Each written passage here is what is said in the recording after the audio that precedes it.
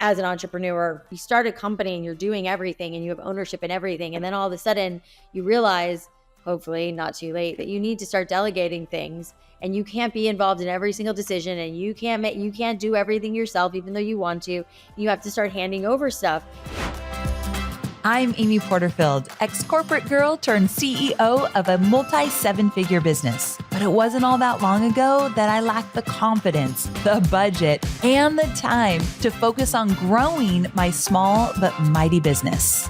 Fast forward past many failed attempts and lessons learned, and you'll see the business I have today.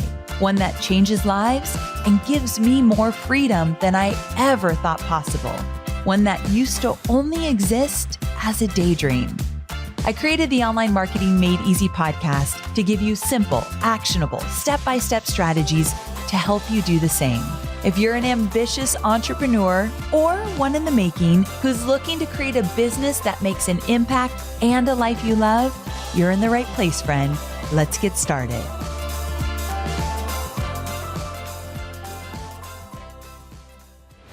Well, hey there, friend. Welcome to another episode of the Online Marketing Made Easy podcast. Now, if you have followed me for a while, you know that I love a good blowout. Now, most of you know what a blowout is, but for those of you who don't, it's when you go to a salon and they blow dry your hair, but it looks amazing when you leave. So it's not like a haircut or you're not getting your hair dyed. You're just getting a good blow dry. And I'm addicted, and I've been going to the Drybar for a very long time, but I'll come back to that. I actually remember the very first time in my entrepreneurial journey where I got a really good blowout right before a big video shoot, and my world was changed. Now, if you're scratching your head wondering what a blowout has to do with this podcast and why I mentioned Drybar, well, my guest today could be considered the queen of blowouts, but even more so, the queen of the most recognizable blowout business ever, meaning that she's done a heck of a job marketing this business. Her name is Alli Webb, and she is the co-founder of Drybar. Yes, that Drybar that I mentioned earlier. She's a serial entrepreneur, a guest shark on Shark Tank, and a New York Times bestselling author. After 15 years as a professional hairstylist, Alli stepped away to start a family and become a stay-at-home mom. But something inside her was calling her inner entrepreneur out to play. Eventually, she started offering in-home blowouts to her gal pals, which was essentially the catalyst for opening her first Drybar in 2010, which has expanded into over 150 locations, plus a line of products and a household brand. Now, in this episode, Alli shares her journey and the lessons she learned along the way, including some of her favorite marketing strategies and the steps she uses to take an idea and turn it into something profitable. We'll talk about loosening the grip on your business, recognizing when you're overworking yourself at the cost of your personal life, and so much more. Oh, and by the way, Alli has a brand new book out and it's juicy. It's called The Messy Truth, and we'll chat more about it later on in the interview. But I'll just say, if you want to hear some realness about running your own business, this is the book for you. I absolutely love this conversation, so let's get to it. Hey there, Alli. Welcome to the show. Thanks for having me. It's so good to be here. Oh, I'm so excited. I've been really looking forward to this for sure. So I want to start at the top. Many of my listeners will know who you are, but there will be some that don't. So can you just start us out with, this is a big question, but can you share your story from being a stay-at-home mom to building a business empire? I know there's a lot there, but what would you say if someone's like, tell me everything? I imagine most people won't know who I am, but they'll know Drybar, and so I totally understand that question. And by all means, feel free to cut me off because the story can go very long, but I'll try to condense it down. And if, for people who are listening, if they've not been to Drybar, Drybar was the first real blow dry bar of its kind. And I'm, a longtime hairstylist. I grew up in South Florida. I have naturally curly hair, and hair has always been my passion. And fast forward to graduating high school, not knowing what I wanted to do with my life, I moved to New York City, and a lot of ins and outs of my story of how I ended up going to beauty school. But in my early 20s, I finally went to beauty school and totally fell in love with the craft, with the people, and became a hairstylist. And I was a hairstylist for years. And then I met my now ex-husband, Cam, who's the creative mastermind behind Drybar and all the collateral and all that. He's a branding genius. He and I got married, and we were living in New York City at the time, and then we moved to LA, and I had my boys, who are now 16 and 18. But at the time, when they were about 3 and 5, I was a stay-at-home mom and really thought I'd like hit the jackpot on that. I was like, I get to stay home with my kids, like what a gift. And I was, as happy as could be. And, after 5 years of being a stay-at-home mom, I love my boys, but I just got the itch to do something for myself. And, I was kind of trying to figure out something at this like new mom pace. And, my kids were still little. And so I decided to start a mobile blowout business. And, my network in LA at that time were like all moms, because I had moved there when I was like weeks away from giving birth to Grant. And so my whole network was moms. My idea at the time was like, I could start this like mobile blowout business where I could go to like all my mommy friends' house and like blow out their hair while their baby was sleeping. And I think it was just because the mindset I was in at the time. And, Cam had a good advertising job, but we didn't, we were living a pretty modest lifestyle. And so I was like cognizant of what I would charge people, despite the fact that, like, as no matter really where you live, but especially in LA, going to someone's house to do their hair is like pretty expensive endeavor, at least $150. And so I was like, it was a lot less about the money. It really wasn't about the money at all for me. It was more just like getting out of the house, talking to adults, and doing this thing that I love to do.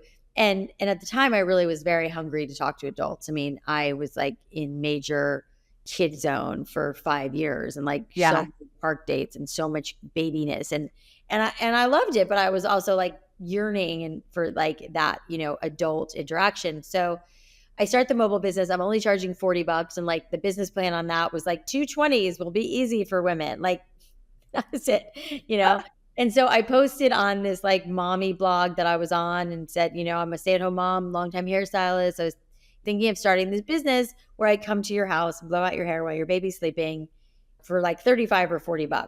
And I got inundated with emails from women who were like, yeah, when can you come? And I was like, wow. I think at first it was the price point. I was like, wow, that's so cheap. And I happen to be pretty good at hair. So it was like a winning combination. So I started this business. It was called Straight at Home, and it was booming really fast, but I was just one person, and I could only do so many blowouts in a day before I had to pick up the kids. And between driving around LA and gas and whatever, I'm fairly certain I didn't actually profit anything. But it was I didn't even care, because I was like, it was so fun, and I was getting to meet women and do something that I loved. And I met so many amazing women who I'm still friends with today. And this was 13 years ago. But just I built that network that I didn't even know I was trying to build, And so I realized at some point after doing this for almost a year that I was having to say no more than I was saying yes, because I was just one person. So I came to this crossroads of like, do I want to do this mobily and hire more stylists, or do I want to like, have a brick and mortar? So I went to my brother and said, I think we should open a location where instead of me going to them, they come to me. And he's bald and was like, what? Like, why can't women blow out their own hair? Like, I don't get it. And which is the response for most men. And after explaining it to him and reminding him of the crazy curly frizzy hair that I grew up with, I got him to, didn't take much convincing. He was like, he knew I was having a lot of success in my mobile business. So I got him to, do this with me. And my brother was always kind of the overachiever of the family and kind of just understood business at a fundamental level that I didn't. And Michael had been much more successful in his endeavors than I had been. I was kind of like, I had 16 different jobs and I was all over the place trying to figure out what I wanted to do with my life. It was so satisfying, I guess, that, when my brother wanted to do this with me, it was like, this was something that I really knew that he didn't. And so the combination and like the level of respect and all of that was really there, because I really understood this business that he didn't, but I knew I needed him for like a lot of the other stuff that I didn't understand, which would come to be very, very true with like negotiating leases and payroll and like all the other stuff that like I just wasn't good at and didn't want to do. But yeah, so I got him, excited to get to do this with me. And he told me he would give me, he'd put up all the money and I'd have sweat equity of 50% of the company, which I at that time never heard of the term sweat equity. And then I was like, that's a great deal. And I was just so, eager and excited. And so that's really when the whole thing started. And I would say it took us about, I don't know, 6 to 8 months to get it like off the ground. And in the meantime, Cam, my ex-husband, was like building the website and the brand DNA. And I mean, there's so much more, but that's really how the whole thing came to be. And we opened the first store in 2010 in Brentwood, LA. And the rest is history in the sense that it exploded. Yes. It was a huge hit. And you've since sold that company. So how long ago did you sell Drybar? About 3 years ago. We sold it in 2020, like moments before the world exploded. Wow. We really just sold the product division of the company, which was also another kind of feather in my cap, if you will, because I was very gung-ho about building out the product line early on. And our first big tranche of money that we raised, which was about 26 million, I think we earmarked like $1 million for that, for product. And everybody was like, yeah, product, because the stores were on fire and the stores were doing so incredibly well. The shops, it was just like we couldn't like, we had so much demand, we had so much business, and we were so busy. And from my perspective, I just wanted really good products, and I wanted products that like made your blowout last longer. And what I was finding with brands I was using, it didn't work. So we sold the product in that division of it, and the plan was to sell off the stores kind of individually because they were franchised and company owned, and we were going to sell all the company owned ones. But then the world fell apart and the stores went to zero. So that's not as fun of a story. But on the flip side, we sold the product division for $255 million in 2020. So that worked out fairly well for you, to say the least.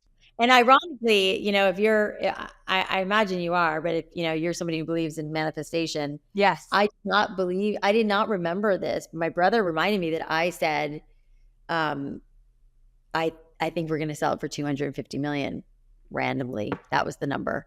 We sold it for $255 million. Isn't that? Okay. I love stories like that. You just didn't even know, but you made it happen. And $250 million was like bananas. Like, that is bananas. Yeah, for sure. So the fact that this hadn't even been created and you said that, I love those intuition hits for sure. Yeah. But here's what I was thinking when you were telling that story. Hair salons have been around forever. So you were jumping into an already proven, established industry with a lot of competition, but you differentiated yourself by only offering one service, which is a nod to your motto, which is focus on one thing and be the best at it. So Why do you think this pared down simple concept landed with consumers? Because a lot of my students who are listening, a lot of my listeners, they are trying to do a lot of things at one time. So talk about this, focus on one thing and be the best at it. That's your motto. Yeah.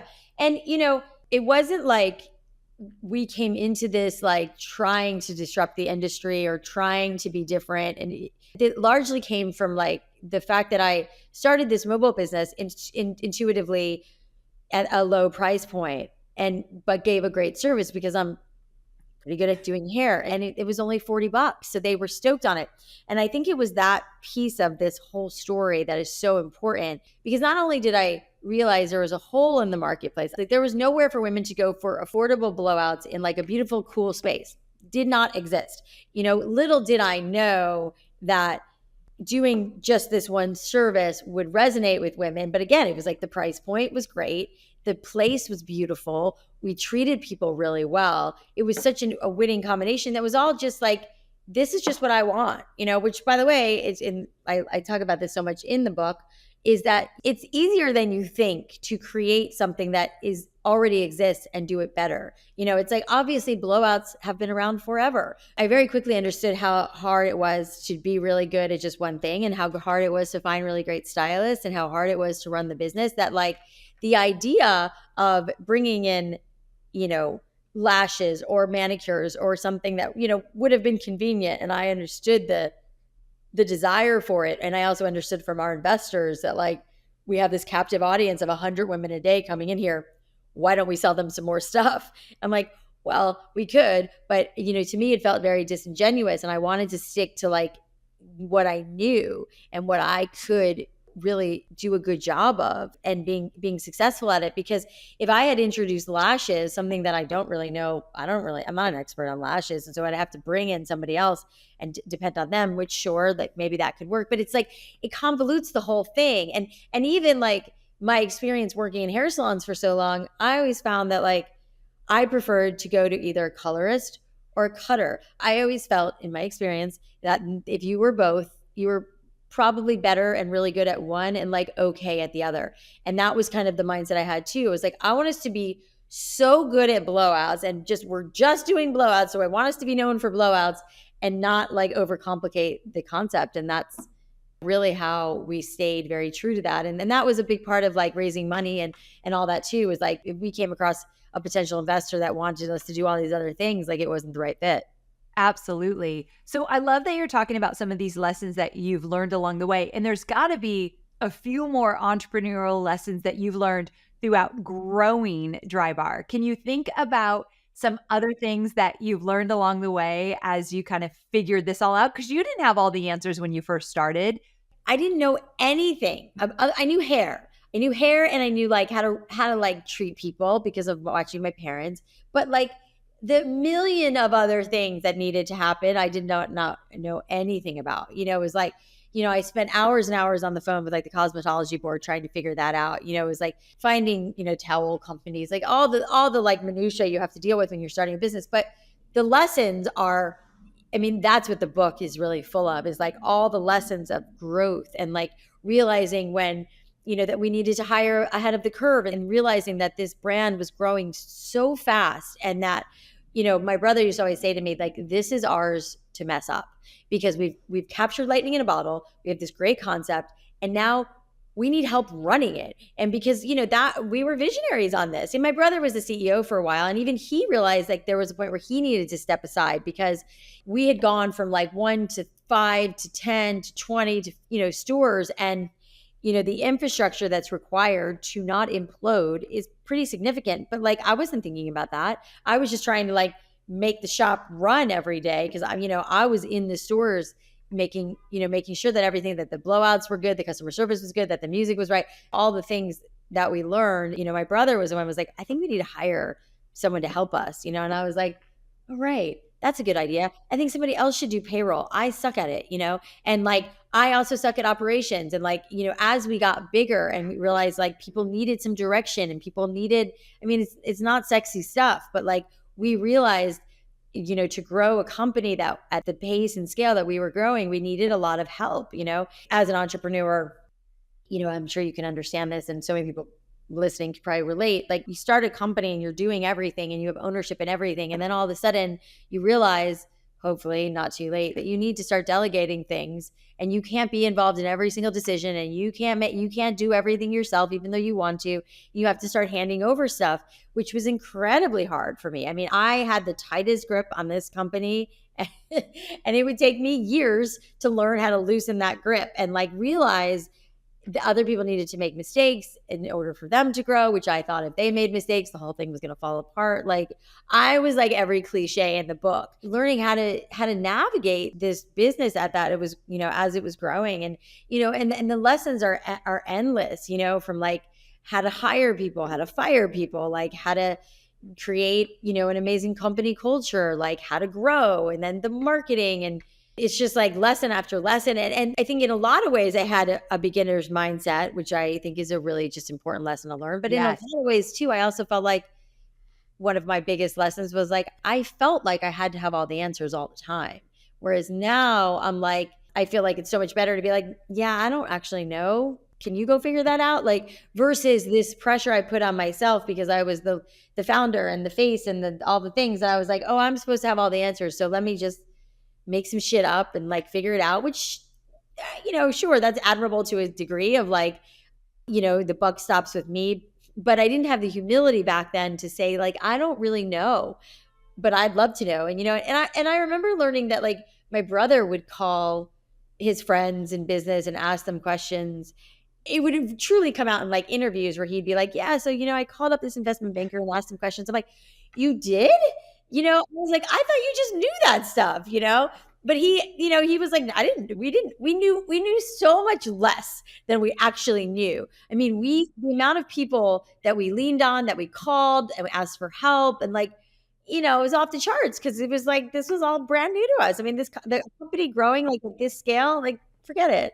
That's such a great lesson, though, that you can ask for help. I call my girlfriends in the entrepreneurial space all the time. What did you do about this? What did you do here? What would you do here if this was you? I always do that now. And I haven't always, you're right. For 14 years, there's been many years that I didn't do that. But in the last few, absolutely, I felt like that's like a superpower. Once we realized that, like, you're your own worst critic and you're the biggest judge of you and nobody else really cares, then you're like, well, it doesn't matter. I mean, just like I called you when I was launching this book and was like, hey, what do I do here to like make this thing really successful? And you helped me with no questions asked. That mentality is so beautiful, and it's like something that I feel really passionate about at this kind of like what feels like the second kind of half of my life, and my story now is like really wanting to help other entrepreneurs, which is largely why I wrote this book, The Messy Truth, because I want people to know the messiness and the amazingness of growing a business and raising a family and all the messiness that happens in between. And it's just such a mixed, messy bag. It really is. And, one of the messy things that happens, a lot of people that are listening, they have a very hard time of delegating or letting go of some control as they build their business. So their businesses are not scaling because they're finding pride that they're a one woman or a one man show and they know how to do everything. And they're also totally burned out in the process. So at one point, you started adding all these new stores. You couldn't possibly be in all of them. And then you franchised, right? So how did you give up some of that control without freaking out like this is all going to go down the drain because I am not calling the shots? Yeah, I was going to say, well, kicking and screaming. It was an interesting approach and it was very clunky. But what's fascinating is that my brother wanted to start this concept called Squeeze, which is a massage concept, and largely because, he's bald and never got to partake in Drybar. And also mostly because the same reason that we started Squeeze was the same reason we started Drybar. It was like, there's the discount chains, which are like, kind of hit or miss, or there's like the high-end spas, which are very expensive and also leave something to be desired. We felt like, it's the same founding team to develop Squeeze and Drybar. And we just felt like there was a bit of a hole in the marketplace. It was the same thing. It's like massages have been around forever. We've just created this much more, this much better brand. It's, it's app-based, even though it's brick and mortar, it's app-based and you can, book, tip, whatever on the app. And the reason I brought up Squeeze is because Squeeze, we've decided to completely franchise. Whereas like Drybar, we were very confused, I'm like trying to figure out like what was the right decision, what was the right path, because to your point, when we opened the first location, my brother wanted to franchise really quickly out of the gate because he wanted us to grow fast, which I think was the right thought. But I was very attached to like how the stores were run and they're very, we're touching people. It's very personal. And so I was very against franchising because I was like, they're going to ruin the brand. It's not going to be exactly how I want it. And I was like a big baby about it. It was like, no, no, no, no, no. But we had our good friends who live in Dallas who were like, who were great. We decided to award them the Drybar in Dallas. And that was like our first real franchisees. And then we also ended up doing Arizona.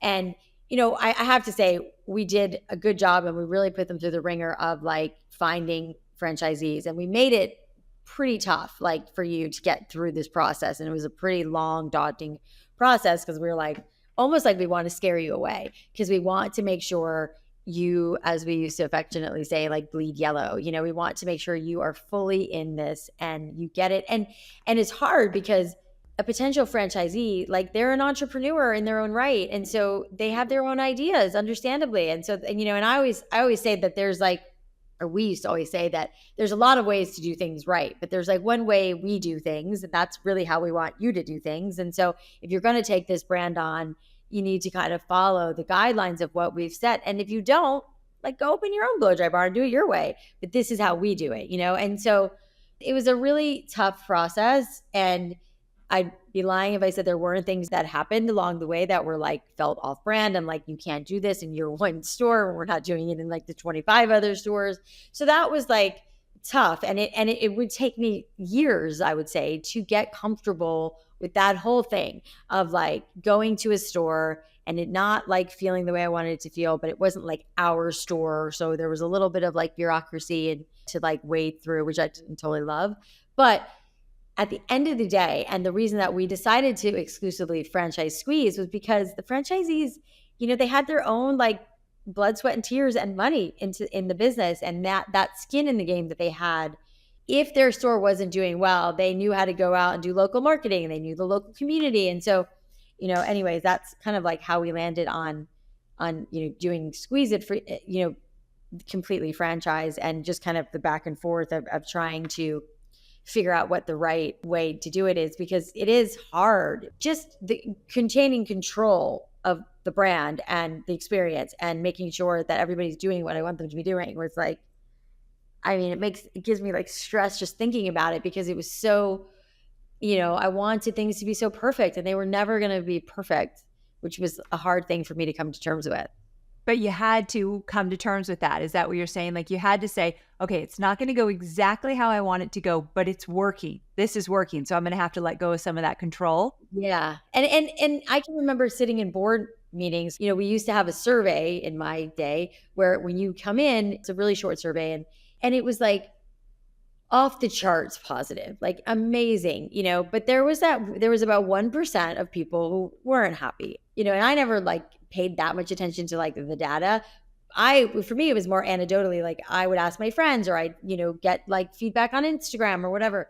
And those people tended to be a little bit louder with their complaints. And my feeling always was like, where there's smoke, there's fire. And if one person's complaining, it's happened to 10 at least, and so, we were doing millions of blowouts a year, but if 1% of those people were unhappy, that was like hundreds of thousands of people. And so I would like, up in arms in board meetings, like, but why does nobody care about that? It's not that nobody cared about it, but it was like, one of the expressions my brother would always say is like, we have bigger fish to fry, because the vast majority of people were really happy. And I could not get comfortable with that, because I was like, but there's a lot of people that aren't. And I would like to focus on them, but it's hard, it's like, but we have this thriving business, and we have 5,000 employees, and we have a product line, and there's like, therein lies the rub of growing a great business, is like, how do you figure out what your top priorities are and what you're going to focus on? Because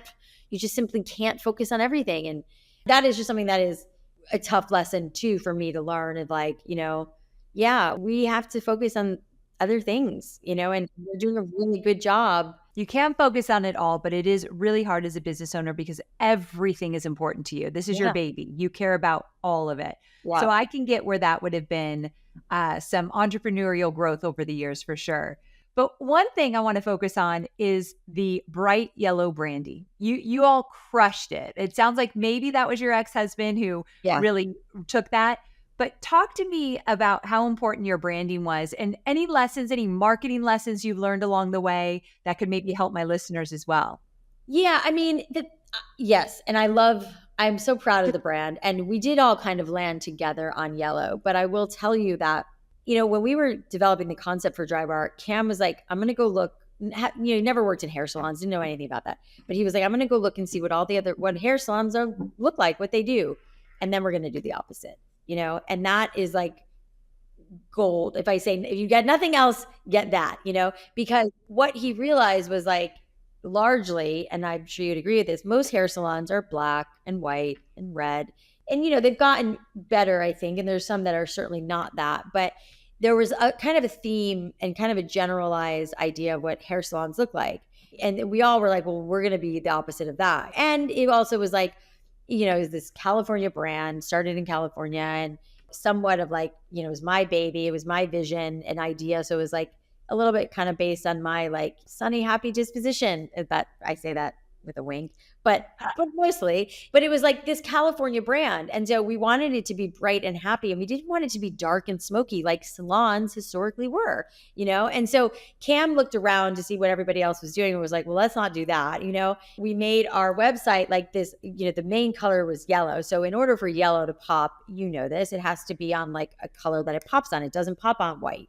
And so Cam made the website like this charcoal gray. And everybody who saw that was like, it's so masculine. And we're like, it's not really masculine because there's this bright yellow everywhere. And the Yes. bright yellow really came to life because it was on top of like this charcoal color. And I loved how everybody was like up in arms about that because we thought it was awesome, you know? And those were some of my first marketing lessons from Cam about like, you know, go against the grain, do something different that nobody else is doing, like be a standout. We were always thinking of the brand in like terms of yellow and bright and happy and sunny and fun and light, you know, and that's really like what informed it. And then we worked very closely with our architect and like, again, like continuing this theme. And I wanted the shops to feel very clean and white and like a boudoir and French, but also modern. I mean, thank God for Josh Heitler, our architect, because he was like, I would send him like visions of like, you know, something so ultra modern and then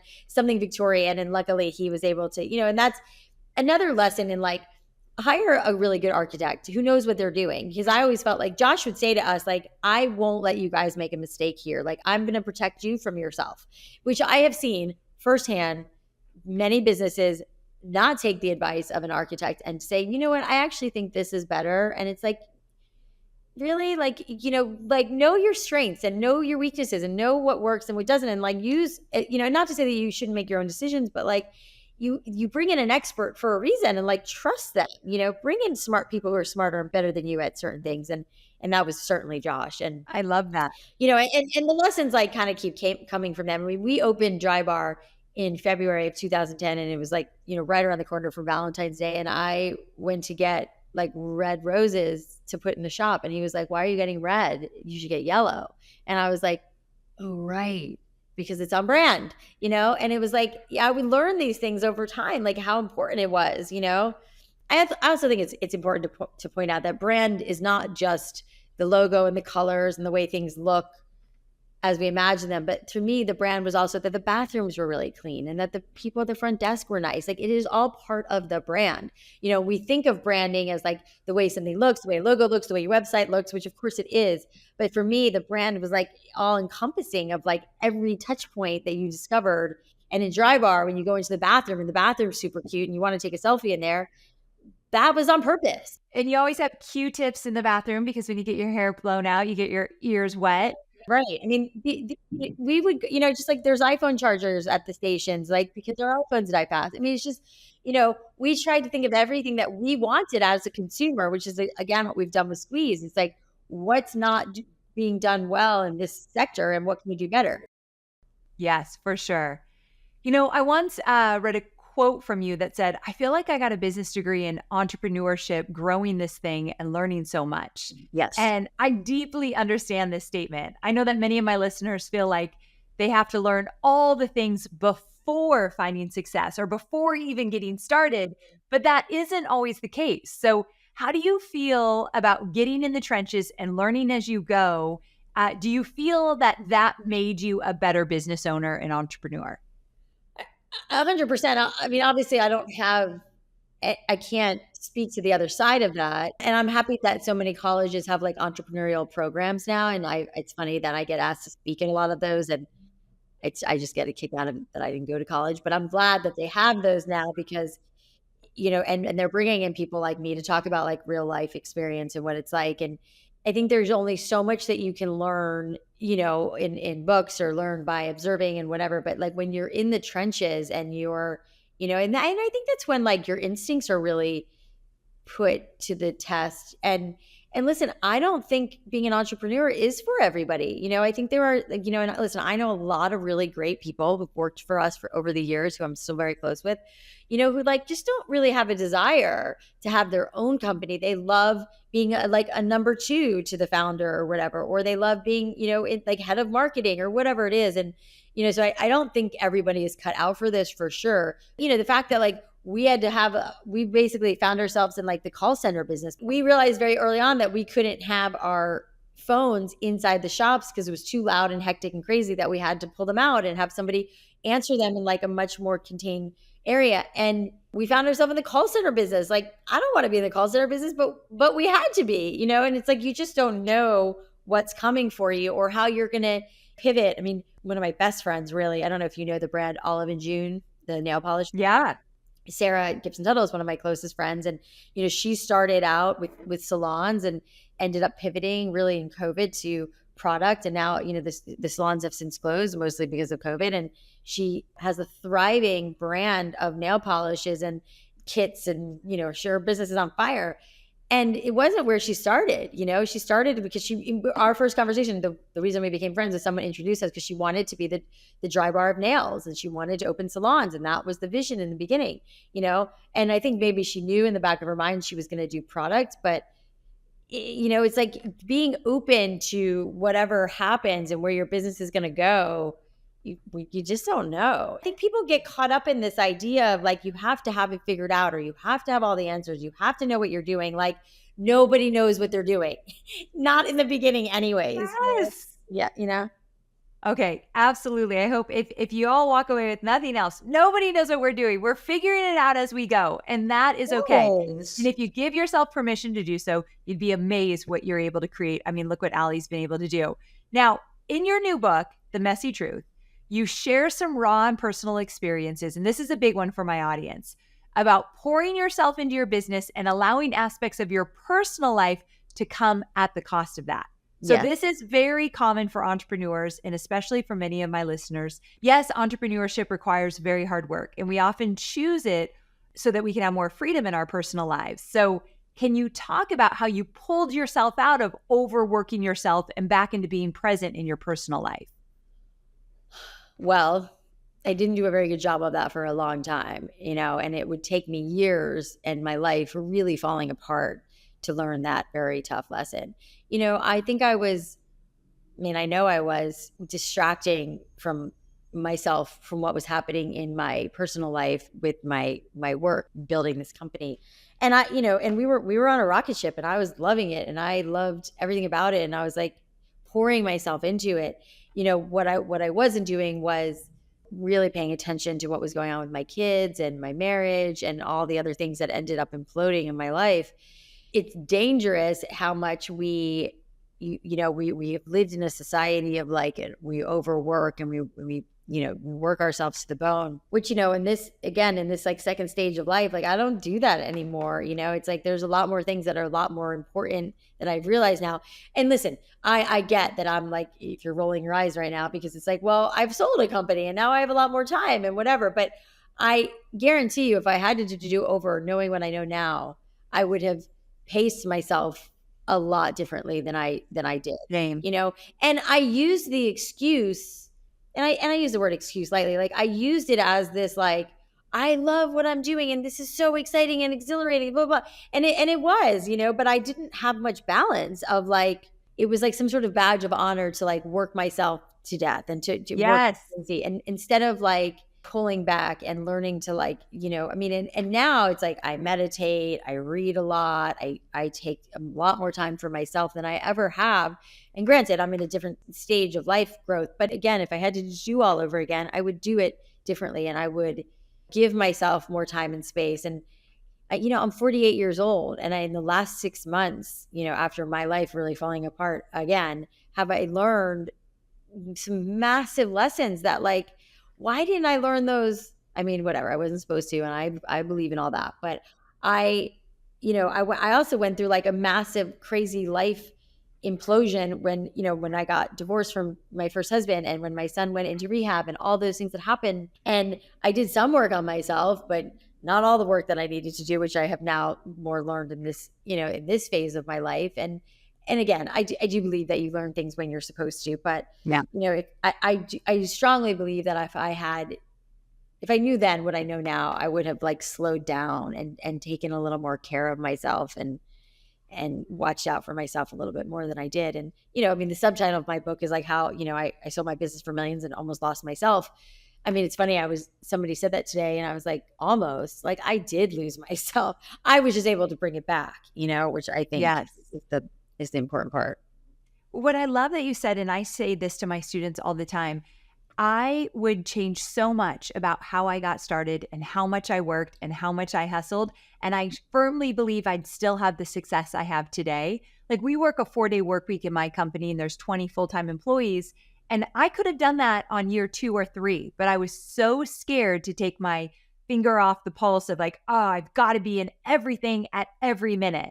I don't think that is necessary. No, I mean, it's like that tight grip that we have, or this like idea that we have control, all that stuff. I mean, I just think you learn that later in life when like you get, I, I have to give it credit to Brene Brown because she said it, but I always want to say it. It's like she was like, you get that tap on your shoulder from the universe that says like, yeah, you can't do this shit anymore. The gig's up, And if you know what I'm talking about. It's like you can't outrun it. Like, it's like at some point, like whatever you're not paying attention to is gonna come for you. Whatever you're ignoring and whatever's not working, it's coming for you at some point. Absolutely.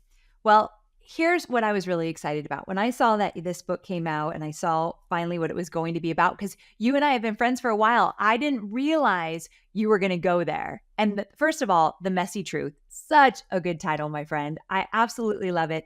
But you were so vulnerable, so real in this book, and you painted a picture of what entrepreneurship looks like for a real person going through real stuff. And I think it's one of the first books I've read that I'm like, yes, this is the gritty stuff that we need to hear. And it's so important. So thank you for writing this book. I can only imagine it had to have been hard at times to share some of the things that you shared. And it's so important for other entrepreneurs that are coming up behind you. So if someone's listening and they're just starting their entrepreneurial journey, or they've been at it for a while and it's rough and it's hard, would you say this is the book they need to read?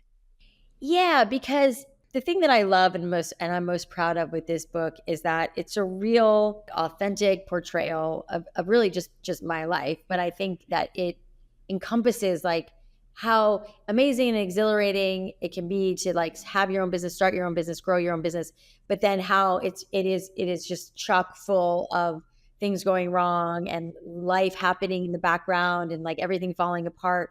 And yet you can still be okay and get through it, and I think that we all feel better knowing we're not alone, and that I hope people will look at me, and it's people who, have loved Drybar, admire what we built in Drybar and read my story and read this book and be like, oh yeah, like she did not have it all figured out. She definitely didn't have it all together.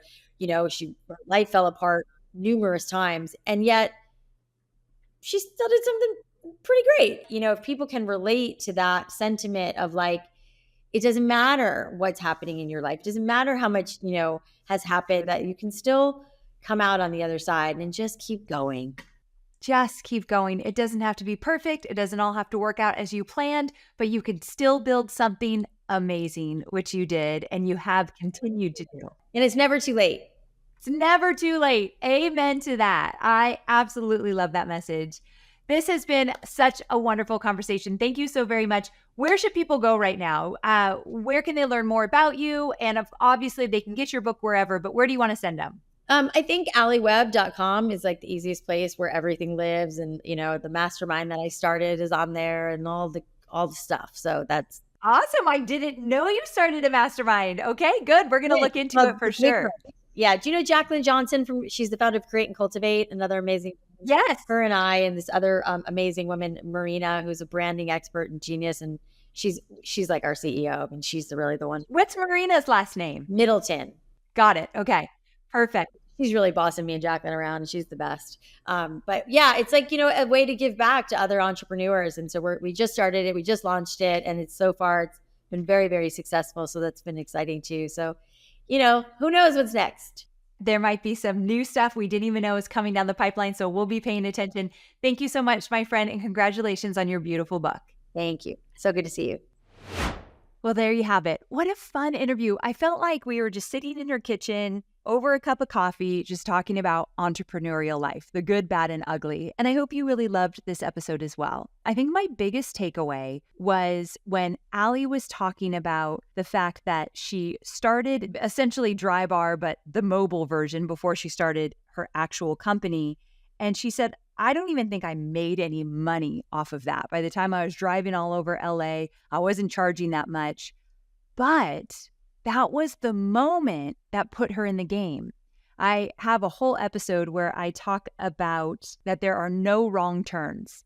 Everything that is happening with you, to you, for you right now is meant to be there to get you to where you need to go. There are no wrong turns.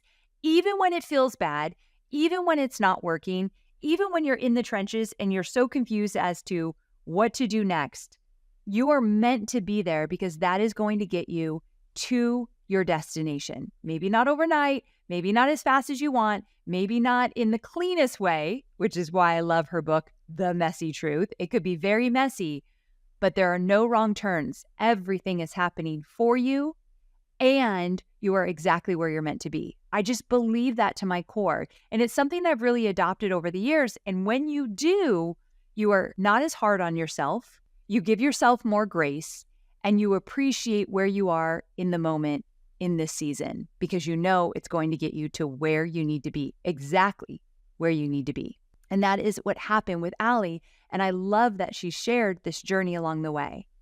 So I want to hear what you loved about this episode. I'm just at Amy Porterfield on Instagram. So come on over to Instagram. Let me know what you took away from this episode. I shared my big takeaway. I want you to share yours. And thanks for hanging out with me today. If you never want to miss an episode, head to amyporterfield.com/podcast and be sure to sign up to receive my weekly newsletter where I share all of my weekly podcasts. You'll never miss one. So amyporterfield.com/podcast will get you on the special list so you always know a new episode is coming out. All right, my friend, thanks for tuning in. I'll see you next week, same time, same place. Bye for now.